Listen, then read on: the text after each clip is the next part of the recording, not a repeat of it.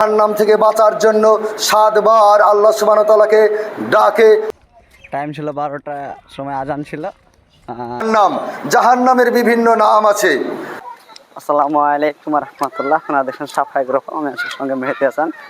তো আজকে আমরা যাচ্ছি প্রতি জুম্মার মতো আজকে একটা নতুন মসজিদ যাচ্ছি জুম্মার খুতবা রেকর্ডিং করতে। তো আজকে আফজাল মৌলভী সাহেব আপনার ওদিক কাছে আমাদের এখানে মৌলভী সাহেবটা যেটা বক্তব্য দেবে, আমাদের গ্রামের নাম হচ্ছে জয়রামপুর, আর পাশে যেখানে বক্তব্য সে চর পিরোজপুর, এইখানে বক্তব্য দেবে। তো কাছে, খুব কাছে বক্তব্য দেবে, আমাদের এখান থেকে খুব কাছে। তো উনি ওই দিক দিয়ে চলে গেছে, দোকান আছে ওদের, ডাক্তারের দোকান আছে, ওখানে চলে যাবে। আর আমি এদিক দিয়ে হাঁটে হাঁটে চলে যাচ্ছি, দেখতে পাচ্ছেন আপনারা, অবশ্যই হাঁটে হাঁটে চলে যাচ্ছি এদিক দিয়ে। এদিক দিয়ে আমরা যাচ্ছি, এদিক দিয়ে যাই, সামনে মসজিদ, এই টাওয়ারটা আছে না, টাওয়ারটা, ওই টাওয়ারটার ওই দিকেই মসজিদ। আর এই যে আমাদের বাড়ির এদিকে রোড দেখতে পাচ্ছেন এখন, এটা একটা মাঠ, সামান্য একটা ছোট্ট একটা মাঠ। এই জায়গাখান মাশাআল্লাহ অনেক সুন্দর লাগছে দেখতে।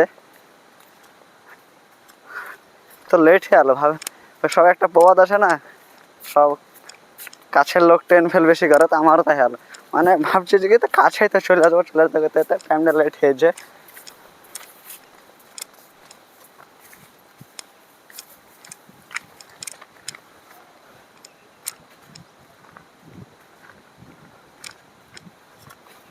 তো দেখতে থাকুন, সঙ্গে থাকুন, দেখা হয়েছে তাহলে মসজিদে। যে মসজিদটার কথা বলছি ওটাই সেই মসজিদ, এটাই কত সুন্দর, মাশাআল্লাহ অনেক সুন্দর মসজিদটা। আফজাল হাসান চলে আসে, দেখুন ভালো আছো? আলহামদুলিল্লাহ ভালো আছি।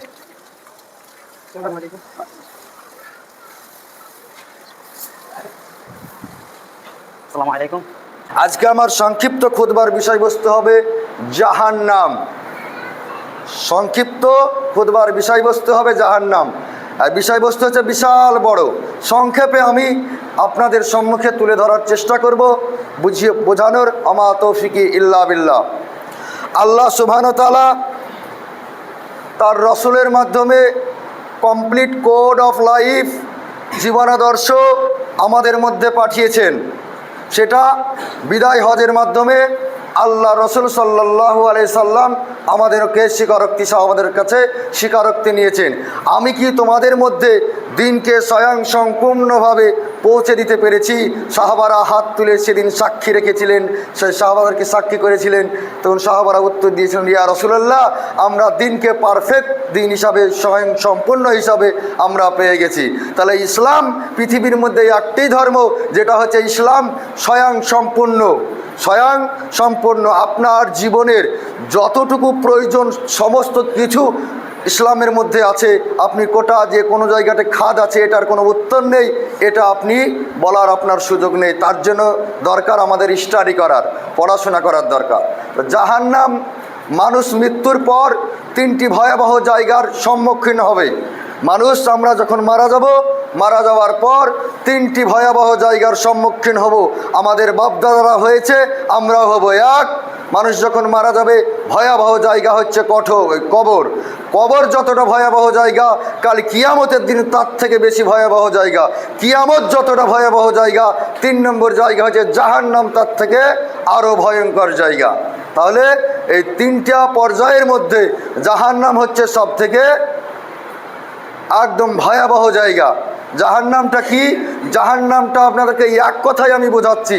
জাহান্নামটা হচ্ছে আল্লাহর তৈরি অগ্নিকুণ্ড, অর্থাৎ আগুন। আগুন দিয়ে তৈরি হচ্ছে জাহান্নাম। জাহান্নামের বিভিন্ন নাম আছে, কোনো জায়গাতে হাবিয়া আছে, সাকার নামক নাম আছে। বিভিন্ন জায়গাতে আল্লাহ সুবহানাহু ওয়া তাআলা কোরআনে জাহান্নামের বিভিন্ন নাম দিয়েছেন, এবং জাহান্নামের বিভিন্ন স্তরও রয়েছে। আপনি আমি যতটা পাপ করব, যে যেরকম পাপ করবে তাকে কাল কিয়ামতের দিন জাহান্নামের সেরকম স্তরে রাখা হবে, সেরকম জায়গাতে রাখা হবে। জাহান্নামটা কতটা ভয়াবহ জায়গা, সেই জাহান্নামটা যাবে কেডা? জাহান্নাম। আল্লাহ সুবহানাহু ওয়া তাআলা পবিত্র কোরআনে ঘোষণা করেন, ওমা খালাকতুল জিন্না ওয়াল ইনস ইল্লা লিয়াবুদুন, আমি মানুষ এবং জিনকে সৃষ্টি করেছি শুধুমাত্র একমাত্র কেবলমাত্র তারা আমার ইবাদত করবে। তাহলে আল্লাহ সুবহানাহু ওয়া তাআলা আমাদেরকে সৃষ্টি করেছেন তার ইবাদত করার জন্য। যদি ইবাদত না করি তাহলে মানুষ আর জিন দিয়ে আল্লাহ সুবহানাহু ওয়া তাআলা জাহান্নামকে পরিপূর্ণ করবে। জাহান্নামের আগুনটা কতটা ভয়াবহ হাদিসের মধ্যে এসছে। আল্লাহ রসুল সাল্লাল্লাহু আলাইহি সাল্লামকে বলা হচ্ছে, সাহাবারা বলছেন, ইয়া রাসূলুল্লাহ, ইয়া হাবিবাল্লাহ, মানুষকে শাস্তি দেওয়ার জন্য দুনিয়াতে যে আগুন আছে এই আগুনের কালারটা কীরকম আমরা মনে দেখতে পাই? লাল, তাই তো? লেলিহান শিখা বলি, সেটা হচ্ছে লাল। তো আল্লাহ রসুল সাল্লাল্লাহু আলাইহি সাল্লামকে বলছেন, ইয়া রাসূলুল্লাহ, ইয়া হাবিবাল্লাহ, মানুষকে শাস্তি দেওয়ার জন্য দুনিয়ার আগুনই তো যথেষ্ট। আল্লাহ রসুল সাল্লাল্লাহু আলাইহি সাল্লাম বলছেন, দুনিয়ার আগুন যতটা ভয়ঙ্কর তার থেকে আরও 70 গুণের 1 গুণ মাত্র দুনিয়ার আগুন ভয়ঙ্কর, আরও 69 গুণ বেশি ভয়ঙ্কর হচ্ছে জাহান্নামের আগুন। আরও 69 গুণ বেশি হবে জাহান্নামের আগুন। আর সেই জাহান্নামের আগুনের রং হবে কালো। সেই জাহান্নামের আগুনকে এমনভাবে ফেরেশতা দিয়ে আল্লাহ সুবহানাহু ওয়া তাআলা জাল দিবেন, জাল দিতে দিতে দিতে দিতে জাহান্নামের রং, আগুনের রং হয়ে যাবে কালো। সেই জাহান্নামে পড়বে কে? সেই জাহান্নামে পড়বে মানুষ আর জিন। মানুষ আর জিন দিয়ে আল্লাহ সুবহানাহু ওয়া তাআলা জাহান্নামকে পরিপূর্ণ করবেন। কোন মানুষকে দিয়ে আল্লাহ সুবহানাহু ওয়া তাআলা জাহান্নামকে পরিপূর্ণ করবেন? আবু হুরায়রা রাদিয়াল্লাহু তাআলা আনহু বলেন, রাসূল সাল্লাল্লাহু আলাইহি সাল্লাম বলেছেন, আল্লাহ সুবহানাহু ওয়া তাআলা সর্বপ্রথম জান্নাতকে সৃষ্টি করলেন। সৃষ্টি করার পর জিবরাইল আলাইহিস সালামকে বললেন, হে জিবরাইল, তুমি এক কাজ করো, আমি যে আমার বান্দাদের জন্য, আমি আমার রাস্তায় চলা বান্দার জন্য যে জান্নাত, সুখময় জান্নাত সৃষ্টি করলাম, জান্নাত তৈরি করলাম, সেই জান্নাতটা তুমি একটু দেখে আসো কত কী রকম হয়েছে জান্নাতটা। জিবরিল আলাইহিস সালাম কী করলেন? আল্লাহর অর্ডার অনুযায়ী জান্নাত ঘুরতে গেলেন। জান্নাত ঘুরতে গিয়ে দেখছেন জান্নাতে এত সুন্দর জায়গা, নদী প্রবাহিত হয়েছে, গালিচা বাগান, ফল মূল, এক কথায় ভাষায় প্রকাশ করা যাবে না। জান্নাত এত সুন্দর জায়গা, জান্নাত এত সুন্দর জায়গা। জিবরাইল আলাইহিস সালাম দেখে আসলেন। আসার পর আল্লাহ সুবহানাহু ওয়া তাআলার কাছে বলছেন, হে রাব্বুল আলামিন, আপনার ইজ্জতের কসম, হে রাব্বুল আলামিন, আপনার ইজ্জতের কসম, আমি জান্নাতে যেই রকম পরিস্থিতি দেখে এলাম, জান্নাতকে এত সুখময় জায়গা দেখে এলাম, সেই জান্নাতের কথা যদি আপনার দুনিয়াতে কোনো বান্দা শুনে তো জান্নাত ছাড়া আর কোনো জায়গা তারা যেতে ইচ্ছা করবে না। তাই নাকি? আল্লাহ সুবহানাহু ওয়া তাআলা করলেন কি? জান্নাতকে বালা মুসিবত, দুঃখ, কষ্ট, যত রকমের আমাদের জীবনে নেমে আসে, দুর্দিন, সমস্ত কিছু দিয়ে জান্নাতকে আল্লাহ সুবহানাহু ওয়া তাআলা কি করলেন? ঘেরে দিলেন। সমস্ত বালা মুসিবত, দুঃখ, কষ্ট, যত রকমের একটা মানুষ তার জীবন অতিবাহিত করতে গেলে যতগুলো তার জীবনে কষ্ট আসে, সমস্ত কষ্ট দিয়ে জান্নাতকে ঘেরে দিলেন। ঘেরে দেওয়ার পরে বললেন, হে জিবরাইল, তুমি এবার যাও, জান্নাত দেখে এসো। এবার তুমি যাও, জান্নাত দেখে এসো। আল্লাহর অর্ডারে জিবরাইল আলাইহিস সালাম আবার জান্নাত ভ্রমণ করতে গেলেন। জান্নাত ভ্রমণ করতে গিয়ে দেখছেন যে জান্নাতকে আল্লাহ সুবহানাহু ওয়া তাআলা এত কষ্ট, এত অসহায়, এত দুর্দিন, এত আপনার জীবনের যতগুলো জিনিস নেওয়া আছে চারিদিক দিয়ে ঘেরা রয়েছে, সেইগুলো যখন দেখে আসলেন, তারপরে আল্লাহ সুবহানাহু ওয়া তাআলাকে বলছেন, রাব্বুল আলামিন, আমি এবার জান্নাতের যেরকম পরিস্থিতি দেখে এলাম, আপনার একটা উম্মত জান্নাত যাওয়ার ইচ্ছা প্রকাশ করবে না। তার কারণ কি? জান্নাত যেতে গেলে আপনাকে 60 বছরের জীবনে, 70 বছরের জীবনে, 110 বছরের জীবনে কষ্ট আর কষ্ট, বালা আর বালা, মুসিবত আর মুসিবত, কত রকমের আপনার জীবনে মুসিবত নেমে আসবে। সেই মুসিবতের সময় ধৈর্য ধারণ করে আল্লাহর একত্ববাদকে প্রতিষ্ঠা করার জন্য সারা জীবন নিরলস প্রচেষ্টা করার নামই হচ্ছে সব থেকে বড় জিহাদ। জিহাদ শুধু কাফেরদের বিরুদ্ধে বিরুদ্ধে যুদ্ধ করার নাম নয়। আপনার জীবনে বালা এসেছে, আপনার জীবনে মুসিবত এসেছে, সেই মুসিবতের সময় ধৈর্য ধারণ করে আল্লাহ সুবহানাহু ওয়া তাআলার কাছে সাহায্য প্রার্থনা করে সেই দিনের পথে অটল থাকার নামই হচ্ছে জিহাদ। তখন আল্লাহ রাসূল আল্লাহ সুবহানাহু ওয়া তাআলাকে বলছেন, হে রাব্বুল আলামিন, জান্নাত আমি এত কষ্টে ভরা দেখে এলাম, জান্নাতের পাশে চারিদিক এত কষ্ট দিয়ে ঘেরা, তোমার একটা উম্মত মনে হয় না জান্নাত যেতে পারবে। আল্লাহ সুবহানাহু ওয়া তাআলা তারপরে বলছেন, হে জিবরিল আলাইহিস সালাম, তুমি এক কাজ করো, এবার যাও আমার জিন এবং ইনসানের জন্য, আমার বান্দার জন্য যে জাহান্নাম তৈরি করেছি সেই জাহান্নাম তুমি একটু দেখে এসো। হ্যাঁ, জিবরাইল আলাইহিস সালাম আল্লাহর অর্ডার পেয়ে কি করলেন? জাহান্নাম ভ্রমণ করতে চলে গেলেন। জাহান্নামে গিয়ে দেখছেন জাহান্নামের লেলিহান শিখা, জাহান্নামের আগুন, জাহান্নামের শাস্তি এত ভয়ঙ্কর, এত ভয়ঙ্কর। সেই ভয়ঙ্কর রূপ দেখে এসে আল্লাহ সুবহানাহু ওয়া তাআলাকে জিবরিল আমিন বলছেন, হে রাব্বুল আলামিন, আপনার ইজ্জতের কসম, হে রাব্বুল আলামিন, আপনার ইজ্জতের কসম, এই জাহান্নাম যে কত ভয়ঙ্কর জায়গা, জাহান্নাম যে কত কষ্টের জায়গা, জাহান্নাম যে কত অশান্তির জায়গা, সেই জায়গার বর্ণনা যদি আপনার বান্দা, দুনিয়াতে কোনো বান্দা শুনে, তারা কেউ জাহান্নাম যেতে চাইবে না, তারা কেউ জাহান্নাম যেতে চাইবে না। তাই নাকি? তা আল্লাহ সুবহানাহু ওয়া তাআলা বললেন যে কি, যাও এবার তুমি জাহান্নাম দেখে এসো। আল্লাহ সুবহানাহু ওয়া তাআলা জিবরাইল আলাইহিস সালামকে বলছেন, যাও তুমি এবার জাহান্নাম দেখে এসো। তারপরে জিবরাইল আলাইহিস সালাম জাহান্নাম দেখতে যাচ্ছে, তো জাহান্নামের চারিদিকে এত সুন্দর মিষ্টি মিষ্টি জিনিস দিয়ে ঘেরা, মানে আমাদের মনের প্রবৃত্তি দ্বারা ঘেরা। কি আছে? আমরা যে সব কাজগুলো করি, মসজিদে হাইয়া আলাস সালাহ, হাইয়া আলাল ফালাহ, আসসালাতু খায়রুম মিনান নাও, আসসালাতু খায়রুম মিনান নাও, আমরা কি করি? মৌলবি আছে, মৌলবি তুই চালা। হ্যাঁ, এত ঠান্ডার দিনে ল্যাপের ভিতর থেকে যাওয়া সম্ভব নয়। এটা হচ্ছে আল্লাহর কথাকে ডাইরেক্ট অস্বীকার করে, আল্লাহর রসুলের কথাকে ডাইরেক্ট অস্বীকার করে আপনি যে চলছেন, এটাই হচ্ছে আপনার মনের প্রবৃত্তি। আল্লাহ সুবহানাহু ওয়া তাআলা বলছেন, তোমরা সুদ খেও না, সুদ নিও না, সুদের সাক্ষী থেকো না। আমরা কি করি? সুদ খাই, সুদ দিই, সুদের সাক্ষী থাকি, এটা হচ্ছে মনের খুব প্রবৃত্তি। আমরা কি করি? আমরা পরের জমি ভোগ দখল করি, এটা হচ্ছে মনের প্রবৃত্তি। আমরা কি করি? নারীদের ওপর অত্যাচার করি, এটা হচ্ছে মনের প্রবৃত্তি। আমরা কি করি? আমরা বিড়ি খৈনি গুল জর্দা খাই, আল্লাহ রাসূল সাল্লাল্লাহু আলাইহি সাল্লাম এবং আল্লাহর কথাকে অমান্য করি। আমরা কি করি? কালী পূজার রাতে জিয়া খেলে ভাগ্য পরিবর্তন করি, এটা হচ্ছে আমাদের মনের প্রবৃত্তি। এক কথাই আল্লাহ সুবহানাহু ওয়া তাআলার যতগুলো আইন আছে, সেই আইনকে লঙ্ঘন করে, সেই আইনকে অমান্য করে, সেই কথাকে অমান্য করে মন যেটা চাই, মন যেটা করতে চাই, সেটাকে করার নামই হচ্ছে মনের প্রবৃত্তি। এতগুলো জিনিস দিয়ে যখন জাহান্নামকে ঘেরা দেখে এলেন জিবরাইল আলাইহিস সালাম, তখন আল্লাহর কাছে এসে জিবরাইল আলাইহিস সালাম বলছেন, হে রাব্বুল আলামিন, এত সুন্দর জিনিস আর এত মনের প্রবৃত্তি দ্বারা জাহান্নাম দেখে এলাম, আমার মনে হয় আপনার বান্দা একটা জাহান্নাম ছাড়া জান্নাত যাবে না। কথাটা কার? জিবরাইল আলাইহিস সালাম। কেন? একটু বাস্তবের সাথে মিলান তো। মসজিদে আজকে ফজরে কটা লোক হয়েছিল?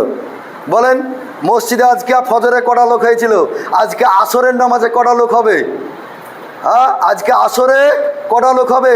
কটা লোক বলতে পারবেন আমি বউ বন্ধুক দিইনি? বলেন, সুদের টাকায় বন্ধন লোন নেইনি বউ বন্ধুক দিয়া? কটা লোক বলতে পারবেন? কটা লোক বলবে আমার লোন নাই? কটা লোক বলতে পারবে আমি গুল জর্দা বিড়ি খৈনি খাই না, তামাক হিরোইন খাই না? কটা লোক আছেন মসজিদের মধ্যে? নাই।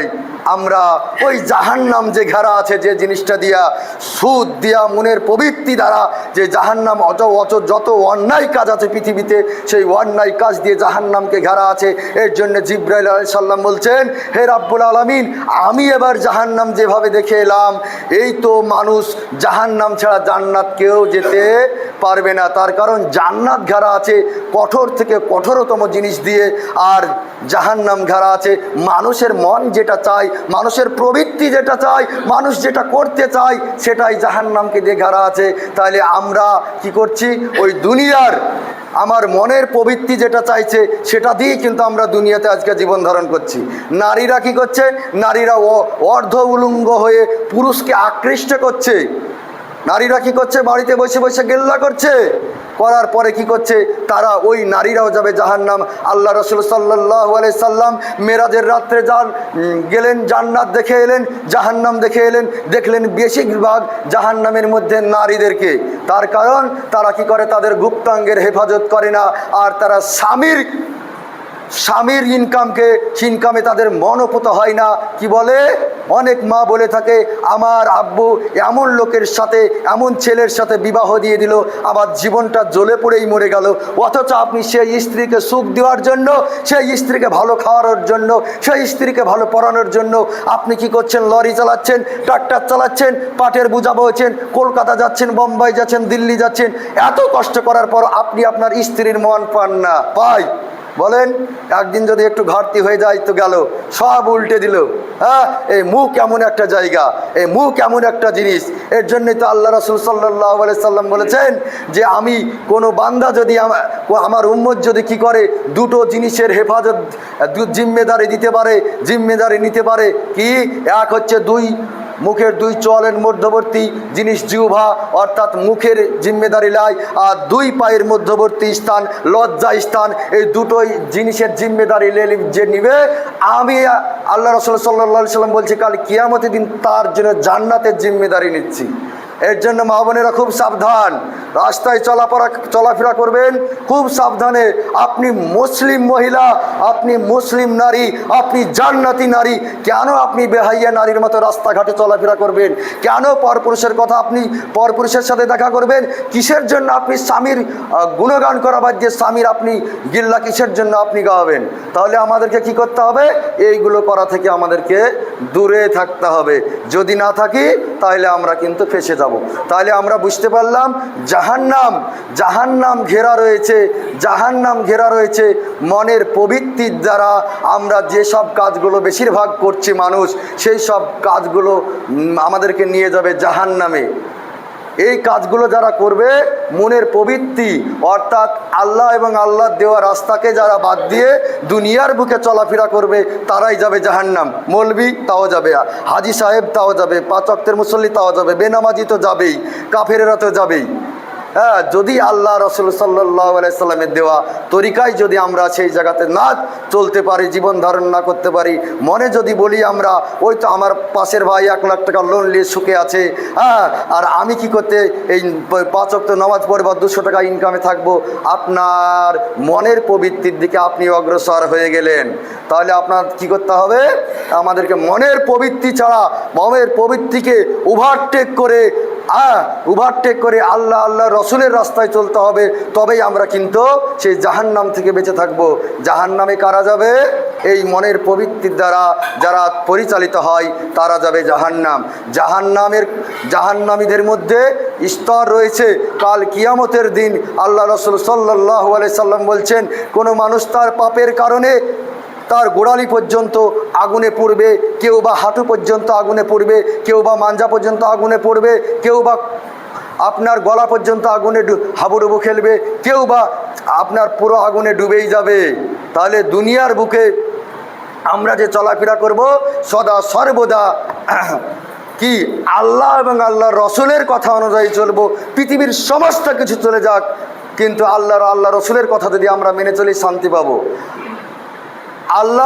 আল্লাহর কাছে জান্নাত এবং জাহান্নাম, আল্লাহর কাছে জান্নাত এবং জাহান্নাম কি করলো? অভিযোগ করলো, হে রব্বুল আলামিন, আমি তো জান্নাত, আপনার দয়া, তো আমার ভিতরে দুনিয়াতে যারা কি ছিল? দুর্বল মানুষ ছিল, যাদের টাকা পয়সা ছিল না, যাদের ধন দৌলত ছিল না, যাদেরকে দুনিয়ার টাকা পয়সাওয়ালা মানুষগুলো মানুষই মনে করতো না, হ্যাঁ, কি গরিব মানুষ, তার জন্য তাদেরকে দিয়ে কেন তুমি তাদেরকে শুধু আমার জন্য নির্ধারণ করলে? আর জাহান্নাম তখন অভিযোগ করবে, হে রব্বুল আলামিন, দুনিয়াতে স্বৈরাচারী, বদমেজাজি, খুনি, রাহজানি, জেনাখোর, ব্যভিচার, সুদখোর, হারামখোর, যত রকমের শয়তানি লোকগুলো দিয়ে কেন আমাকে জাহান্নাম পরিপূর্ণ করলে? আল্লাহ সুবহানাহু ওয়া তাআলা তখন জান্নাতকে উদ্দেশ্য করে বলবে, হে জান্নাত, তুমি হচ্ছে আমার শান্তির বিকাশ, তুমি হচ্ছে আমার দয়ার বিকাশ। আমার বান্দাদের মধ্যে থেকে যাকে ইচ্ছা আমি তাদেরকে কি করব, তোমার শান্তির দ্বারা তাদেরকে শান্তি দিব। আর জাহান্নামকে বলল যে জাহান্নাম তুমি আমার কঠোর শাস্তির বিকাশ, আমার যাকে মন যাবে তাকে আমি দুনিয়ার আমার বান্দাদেরকে এই জাহান্নামে পুরব, আর তোমার দ্বারা তাদেরকে শাস্তি দিতে থাকবো। তাহলে দুনিয়াতে এটা কে বলছেন? আল্লাহ সুবহানাহু ওয়া তাআলা বলছেন, আল্লাহ রসুল সাল্লাল্লাহু আলাইহি সাল্লামের মাধ্যমে। যখন কিয়ামতের দিন যখন জান্নাত জাহান্নাম অভিযোগ করবে তখন এই রকম উত্তর দিলেন। তাহলে আমরা হাদিসটা থেকে কি বুঝতে পারলাম? জান্নাতে কারা যাবে? জান্নাতে কারা যাবে? দুনিয়াতে গরিব, ভালো লুঙ্গি পরতে পায় না, তাদের টাকা পয়সা নাই, তিনতলা বাড়ি নাই, কিন্তু তাদের মধ্যে ছিল নেক আমল, তাদের মধ্যে ছিল নেক আমল, সৎ আমল ছিল তাদের জন্য। সেই কারণে আল্লাহ সুবহানাহু ওয়া তাআলা ওই গরিব মানুষদেরকে দিয়ে জান্নাত পরিপূর্ণ করবে। আর জাহান্নামে কারা যাবে? এই যে আমার এমএলএ হাতে আছে, আমার এমপি হাতে আছে, আমার প্রধান হাতে আছে, আমার কে কি করবে? আমি অমুক জনার মেয়ের সাথে অবৈধ কাজ করেছি, টাকা আছে, আমি বেঁচে দেবো, কাল কিয়ামতের দিন বাঁচবেন না।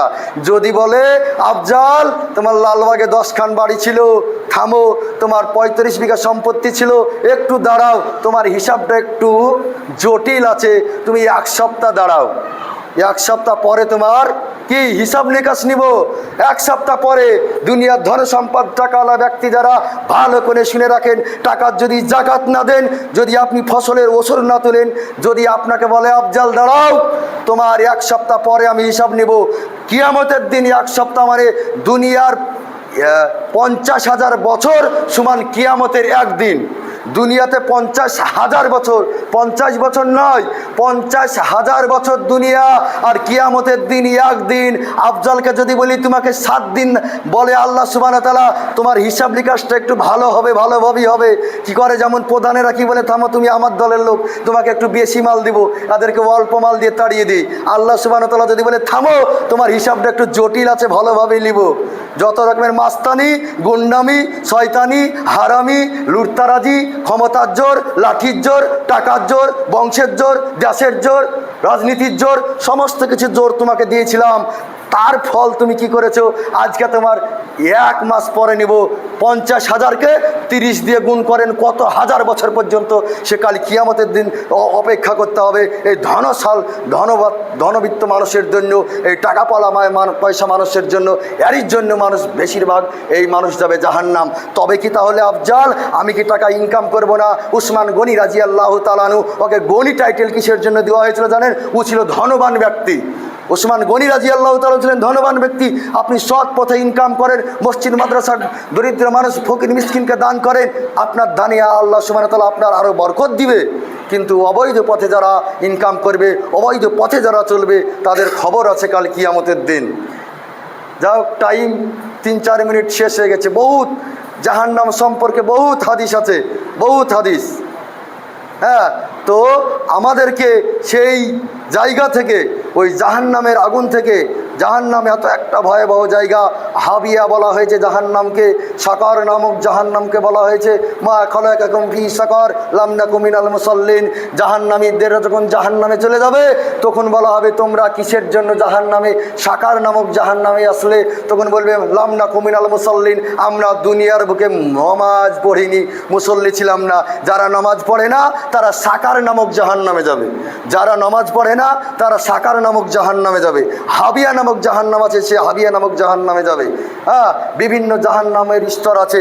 তা আল্লাহ সুবহানাহু ওয়া তাআলা যে ভয়ঙ্কর জাহান্নাম তৈরি করেছে এই আমাদের জন্য, হতভাগা অমান্যকারী হাদিস কোরআনকে বাদ দিয়ে নিজের মন মতো চলা এই মানুষের জন্য জাহান্নাম তৈরি করেছে। কিন্তু আল্লাহ রসুল সাল্লাল্লাহু আলাইহি সাল্লাম বলেছেন, একটা হাদিস বলে আমি শেষ করে দিব, এই জাহান্নাম থেকে বাঁচার উপায় কি? এই জাহান্নাম থেকে বাঁচার উপায় কি? আল্লাহ রসুল সাল্লাল্লাহু আলাইহি সাল্লাম বলছেন, কোনো মানুষ যখন আল্লাহ সুবহানাহু ওয়া তাআলার কাছে যান না, জাহান্নাম থেকে বাঁচার জন্য 7 বার আল্লাহ সুবহানাহু ওয়া তাআলাকে ডাকে, আল্লাহুম্মা আজিরনি মিনান নার, আল্লাহুম্মা আজিরনি মিনান নার, আল্লাহুম্মা ইন্নী আসআলুকাল জান্নাতুল ফিরদাউস, আল্লাহুম্মা ইন্নী আসআলুকাল জান্নাতুল ফিরদাউস। হাদিসের মধ্যে এসেছে কোনো মানুষ যখন 7 বার এই কথা বলবে তখন জাহান্নাম আল্লাহ সুবহানাহু ওয়া তাআলাকে ডেকে বলবে, হে রাব্বুল আলামিন, তোমার অমুক বান্দা, তোমার অমুক দাস আমি জাহান্নাম থেকে পরিত্রাণ চেয়েছে, 7 বার তুমি তাকে কি করো, তাকে পরিত্রাণ দিয়ে দাও। আর যখন আমরা বলবো আল্লাহুম্মা ইন্নী আসআলুকাল জান্নাতুল ফিরদাউস, আল্লাহুম্মা ইন্নী আসআলুকাল জান্নাতুল ফিরদাউস, আল্লাহুম্মা ইন্নী আসআলুকাল জান্নাতুল ফিরদাউস, এই বাক্যটি বলে যখন আল্লাহ সুবহানাহু ওয়া তাআলার কাছে জান্নাতুল ফিরদাউস চাবো, তখন জান্নাত আল্লাহ সুবহানাহু ওয়া তাআলাকে ডেকে বলবে, হে রাব্বুল আলামিন, আপনার পিরোজপুরের অমুক বান্দা মসজিদে বসে বসে হাত তুলে 2 রাকাত সুন্নাত নামাজ পর তোমাকে এই বলে তোমার কাছে জান্নাত চেয়েছে, তুমি কি করো, তাকে জান্নাত দিয়ে দাও, তার জন্য জান্নাতকে অবধারিত করে দাও। তো তাহলে সহজ রাস্তা না যে আল্লাহুম্মা আজরনি মিনান নার, আল্লাহুম্মা ইন্নী আসআলুকাল জান্নাতুল ফিরদাউস এই বলবো আর নামাজ রোজা কিচ্ছু করবে না। না, সমস্ত কিছু করার পর আপনাকে এই দোয়া আল্লাহর কাছে চাইতে হবে, এই দোয়া হাত তুলে আপনার কাছে আল্লাহর কাছে ফরিয়াদ করতে হবে, তবেই আল্লাহ সুবহানাহু ওয়া তাআলা আপনাকে আমাকে জাহান্নাম থেকে বাঁচাবে। যাই হোক, টাইম 5 মিনিট পার হয়ে গেছে। ওমা আলাইনা ইল্লাল বালাগ। আল্লাহুম্মা সাল্লি আলা মুহাম্মাদ ওয়া আলা আলি মুহাম্মাদ কামা সাল্লাইতা আলা ইব্রাহিম ওয়া আলা আলি ইব্রাহিম ইন্নাকা হামিদুম মাজিদ। আল্লাহুম্মা বারিক আলা মুহাম্মাদ ওয়া আলা আলি মুহাম্মাদ কামা বারাকতা আলা ইব্রাহিম ওয়া আলা আলি ইব্রাহিম ইন্নাকা হামিদুম মাজিদ। হে রাব্বুল আলামিন, এতক্ষণ যে জাহান্নাম সম্পর্কে আলোচনা করলাম, আমরা যারা এখনও গাফেল আছি আমরা, তুমি তোমার যাকে ইচ্ছা তুমি হেদায়েত করো রাব্বুল আলামিন, তোমার দয়াতে তোমার রহমতে আমাদেরকে কি করো, সেই গুনাহার রাস্তা থেকে, সেই জাহান্নামের রাস্তা থেকে, মনের প্রবৃত্তি দ্বারা থেকে তুমি আমাদেরকে সহজ সরল পথে নিয়ে আসেও এবং আমাদেরকে সেই জাহান্নাম থেকে তুমি বাঁচিয়ে নিও। তুমি ছাড়া পৃথিবীতে এবং আখিরাতে এবং দুনিয়াতে আর কেউ নাই। তুমি তো রিজিক দেওয়ানেওয়ালা, তুমি কিয়ামতের দিবসের মালিক, তুমি মালিক ইয়াউমিদ্দিন। রাব্বুল আলামিন, আমাদের এই দোয়া তুমি কবুল করো, সকলে বলুন আমিন। হে রাব্বুল আলামিন, আমাদের যারা কবরবাসী হয়ে গেছে, যারা মুমিন মুমিনা, কারো বাপ, কারো মা, কারো বোন, কারো ভাই, কারো স্ত্রী, তারা যদি কবরে কোনো যদি বালা মুসিবত থাকে, তাদেরকে তুমি বালা মুসিবত থেকে উদ্ধার করে নাও, সকলে বলুন আমিন। আসসালামু আলাইকুম ওয়া রাহমাতুল্লাহি ওয়া বারাকাতুহু। তো আমাদের জুম্মার খুতবা শেষ শোনা, টাইম ছিল 12টা সময় আজান ছিল, আর খুতবা শেষ টাইম ছিল 12টা 25। তো 35-এর কাছাকাছি চলে গিয়েছিল। আপনার খুতবা শেষ হয়ে গেছে। তো আলহামদুলিল্লাহ খুতবাটা খুব সুন্দর হয়েছে। আর একটা বিষয়, আমার হাতে এটা কি দেখতে আছেন, এটা আমার হাত হয়েছে রুটি।